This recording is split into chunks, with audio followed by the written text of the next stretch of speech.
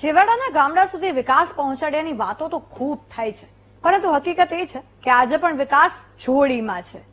આવું અમે શા માટે કહી રહ્યા છીએ, તમે ખુદ આ રિપોર્ટમાં જોઈ લો.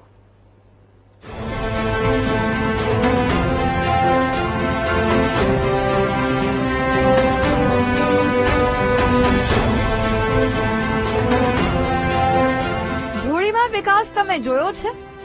ન જોયો હોય તો જોઈ લો. આપણા ગુજરાતનો જ વિકાસ છે, જ્યાં છેવાડાના ગામ સુધી વિકાસ માત્ર નેતાઓના ભાષણોમાં જ પહોંચ્યો છે. બાકી હકીકત તમારી સામે છે. તુરખેડામાં સમય પર સારવાર ન મળતા પ્રસૂતાનું મોત થયું, જ્યારે આંબા ડુંગરમાં પ્રસૂતાને જોડીમાં હોસ્પિટલ લઈ જવાઈ. છોટાઉદેપુર જિલ્લામાં માત્ર 10 દિવસમાં આ બીજી ઘટના સામે આવી છે. કવાડ તાલુકાના આંબા ડુંગર ગામમાં મૂળભૂત સુવિધાના અભાવે માનવતાની કમકમાટી ઉપજાવે એવી ઘટના બની છે.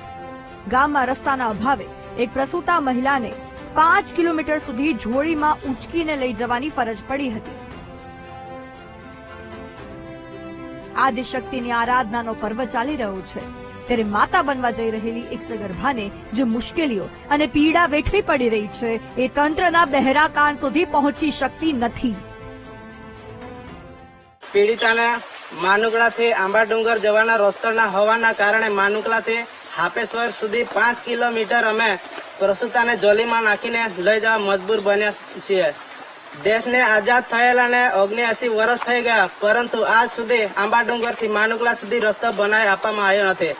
માત્ર રસ્તાની જ સમસ્યા નથી, રસ્તાની સાથે સાથે અન્ય કેટલીક મહત્વપૂર્ણ સુવિધાઓ પણ લોકોને નથી મળતી. જ્યારે અમે 108 ને કે ફોન કરવાની જરૂર હોય તો અમારે નેટવર્ક ક્યાં લાગતો નથી, લાગે તો બી ક્યાં મહારાષ્ટ્રમાં કે એમપીમાં લાગે છે. તો એક આ સમસ્યા ખૂબ ગંભીરની વાત છે. સાંભળ્યું ને, માત્ર રસ્તાની જ સમસ્યા નથી, તેની સાથે સાથે નેટવર્કની પણ સમસ્યા છે. 108 ને ફોન કરવા પર મહારાષ્ટ્રમાં ફોન જતો રહે છે અને 108 ની સુવિધા પણ મુશ્કેલીથી મળે છે. અહીં ગામના લોકો વર્ષોથી વિકાસશીલ સરકારના રસ્તાને શોધી રહ્યા છે. જ્યારે કોઈ ગામમાં પ્રસૂતાને પ્રસવ પીડા ઉપડે ત્યારે આવા દ્રશ્યો સામે આવે છે, જેમાં કેટલાક કિસ્સાઓમાં સમય પર સારવાર ન મળતા મહિલા અને બાળકનું મોત થાય છે, જ્યારે કેટલાક કિસ્સામાં એમ્બ્યુલન્સ સુધી મહિલા પહોંચે તે પહેલા જ બાળકનો જન્મ થઈ જાય છે.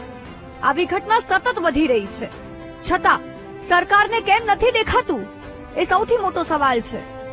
Rajesh Rathwa, VTV news, Chhota Udepur.